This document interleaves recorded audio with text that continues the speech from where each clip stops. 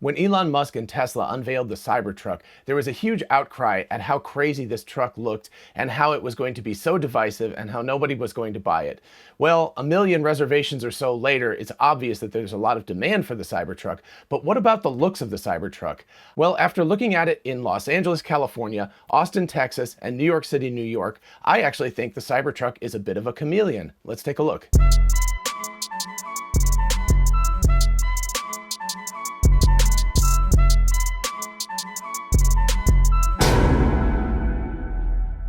Hey y'all, it's Dr. Know-It-All. I'm going to start this episode by admitting fully that I live in Georgia and therefore have not had a chance to see the Cybertruck live myself. I really hope they kind of continue this world tour because they've so far gone to Austin and now New York City, and maybe they'll bring it to some other large cities in the country like Miami and Atlanta and Chicago and San Francisco and Denver, Colorado, et cetera, et cetera. So anyway, Tesla, if you're listening, you really should take the Cybertruck on the road to large cities and let people come and gawk at it in person. It can only help people better judge how well the Cybertruck will fit in their lives, which, by the way, I think is going to be excellent, right? At any rate, I know three sort of in the wild places where the Cybertruck has been spotted. That would be Los Angeles and Austin and New York City, and that's in chronological order, so I'm going to look at it in that order myself. And just FYI, these are all people who have spotted it and taken pictures. The resolution is all over the place, of course. I'm not doing any of Tesla's demo product shots where they set it up and take the pictures,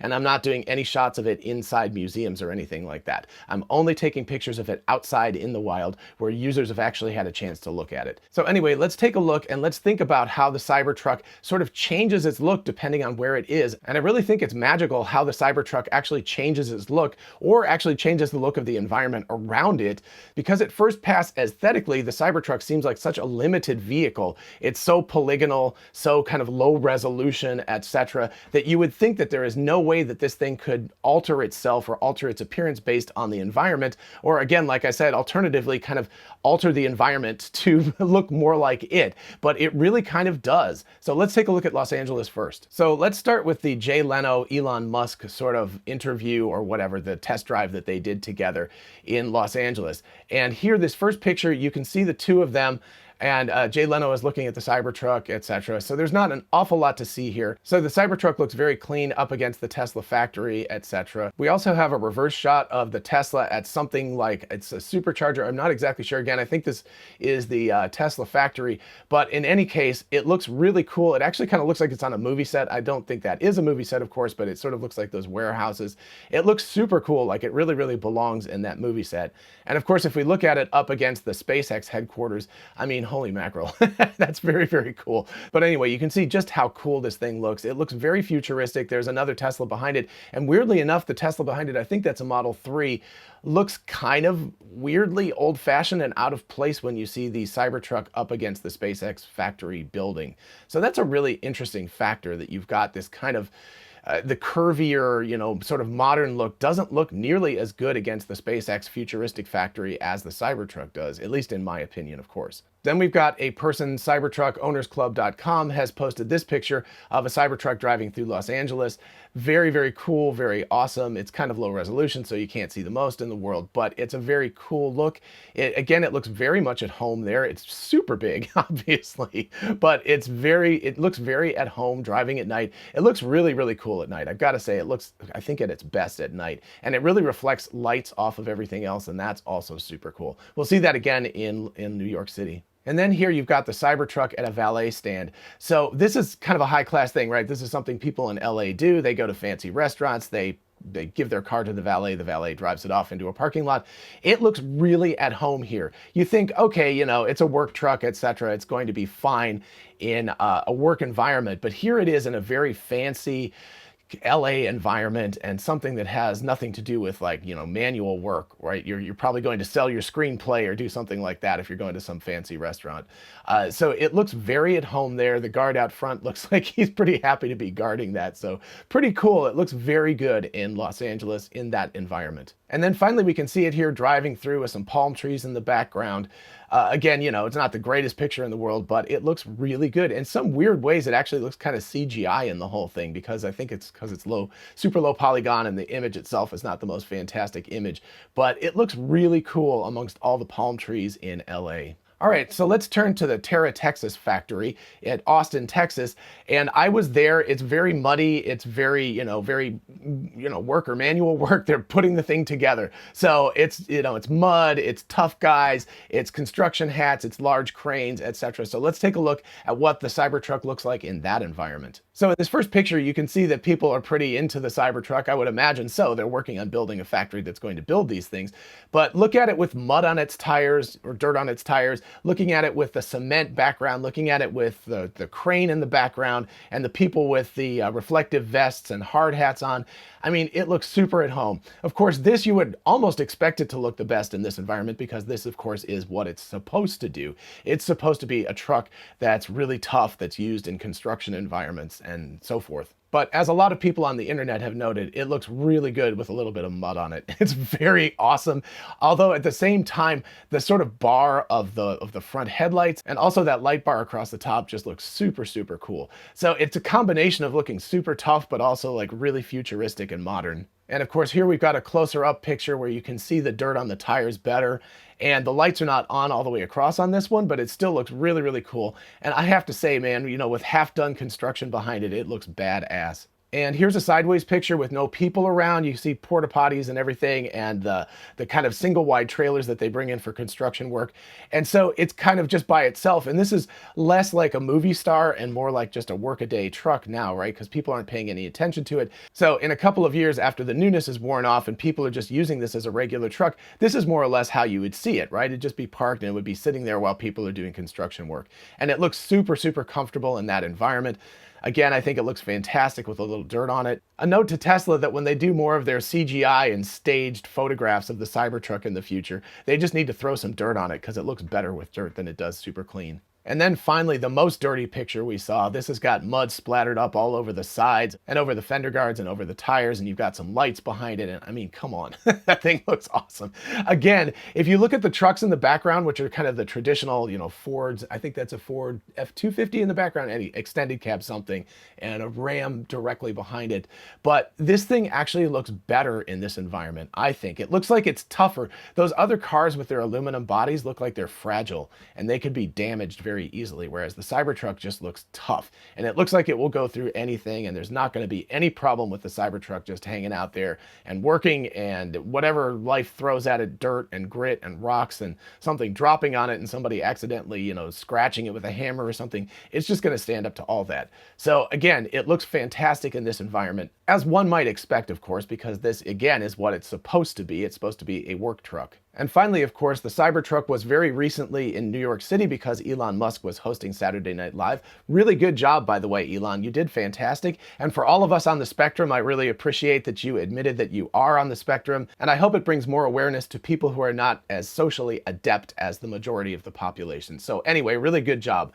But onto the Cybertruck itself. Let's take a look at some photos that people snapped of the Cybertruck driving around New York and also of it parked outside the NBC studios. Interestingly, all of the photos that I found of the Cybertruck in New York are from at night. And I think it really shows off an aspect of the Cybertruck that people had not thought about before. So in this first photo, obviously it's just sitting in traffic. You can see how the red of the brake lights and the back lights match the red of everybody else's brake lights. And of course the red of the traffic light itself. It looks really, really cool. The way that it reflects the environment, especially at night, is why I first started thinking about the Cybertruck as a chameleon. Again, you wouldn't imagine that just looking at it in a showroom or in a museum or in a CGI render.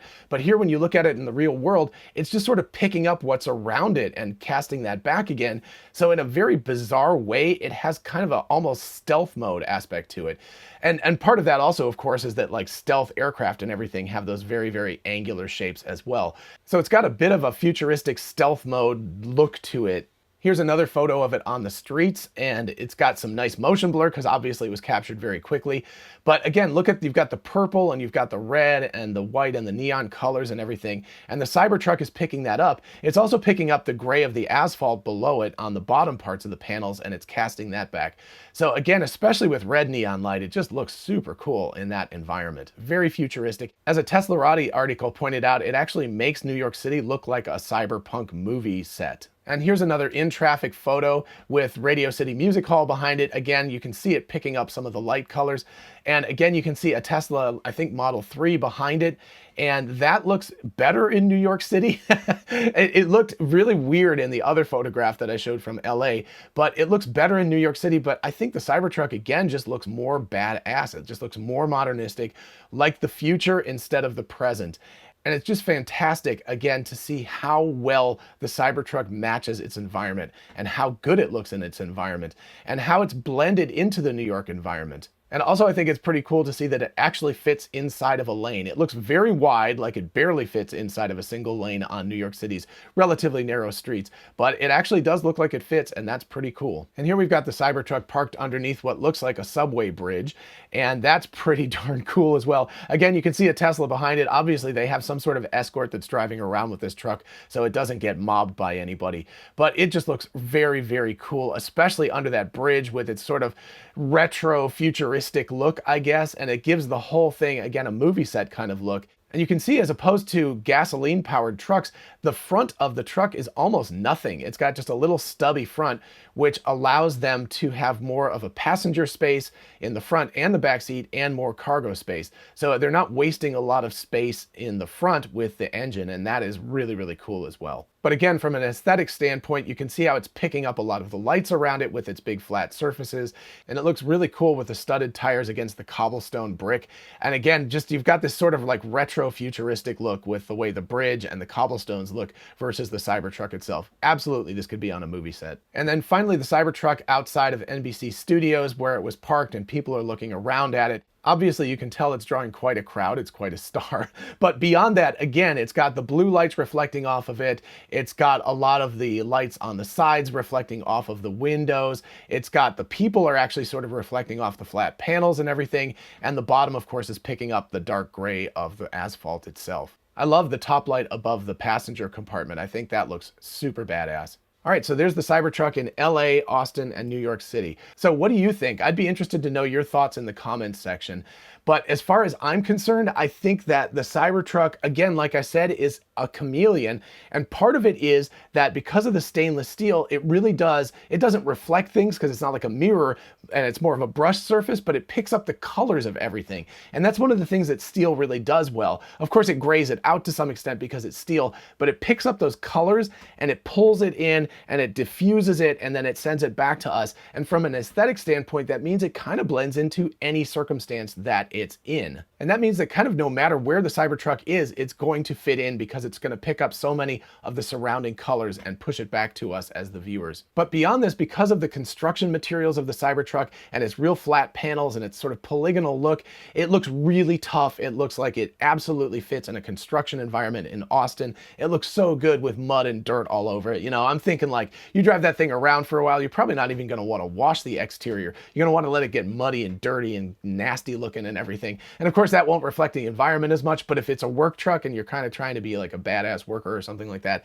it's going to look really cool like that. So in a way, that wasn't as big a surprise. What was more a surprise was that in LA and New York, it fits so darn well. I think in LA, it looks like it's kind of like a movie set kind of thing, and it really kind of goes upscale in that picture of the valet parking area. And in New York, it just looks amazing. I mean, think about Tokyo and New York and other places that have a lot of neon. It's going to soak up all of that neon at night, and it will push it back out to the environment, and it's just going to look so cool like that. It already does, but I can't wait to see it in person when it's kind of moving, and as you shift around it, you see all of those different aspects of light reflecting off of it. So amazingly enough, to me at least, it feels like the Cybertruck, far from being something that is very, very difficult to fit into an environment and we have to adjust our aesthetic understanding and appreciation to come to view this truck as a cool truck or a good truck or an aesthetically okay truck.